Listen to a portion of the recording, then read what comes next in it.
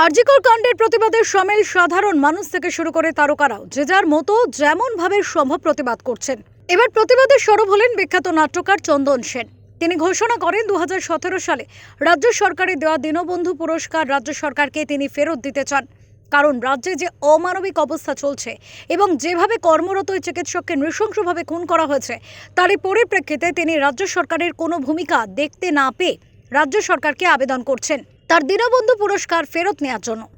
ইতিমধ্যে তিনি রাজ্য সরকারের তথ্য দপ্তরকে মেইল করে তার সিদ্ধান্ত জানিয়ে দিয়েছেন। পাশাপাশি তিনি তথ্য সচিবকে জানিয়ে দিয়েছেন আর্থিক মূল্য 25,000 টাকাও ফেরত দিতে চান তিনি। চন্দন সেন বলেন, আমার বাবাও একজন চিকিৎসক ছিলেন, তাই ডাক্তারের প্রতি এই পাশবিক নির্যাতন এবং খুনের প্রতিবাদে তার এই দীনবন্ধু পুরস্কার ফেরত দিতে চান তিনি। আমার পরিচিত একজন নাট্যকর্মী, যাকে আমি নাট্যকর্মী হিসেবেই চিনতাম, অন্য কারোর কথা আমি কিছু মনে করিনি। প্রতিবাদ করার মতো আমার ছিল না, আমার রুচিও ছিল না, রুচি নেই প্রতিবাদ করার।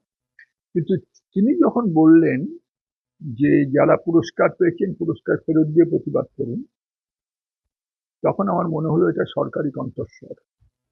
কারণ আমি অপেক্ষা করেছিলাম রাত্রি 12টা পর্যন্ত যে সরকার তার বিরুদ্ধে কি অ্যাকশন নেয়। কোনো অ্যাকশন নেয়নি। কাঞ্চন মল্লিক বিধায়ক, এবং তার নামে যখন এই বক্তব্যটা এসেছে তার এই ঘটনার প্রতিবাদে আমি সকালবেলা উঠেই ওই সংস্কৃতি সচিবের কাছে আমি আমার যে দীনবন্ধু পুরস্কার 2017 সেটা ফেরত দেওয়ার বাসনা নয়, সংকল্প প্রকাশ করেছি। প্রতীতি ঘোষের রিপোর্ট, ওঙ্কার বাংলা।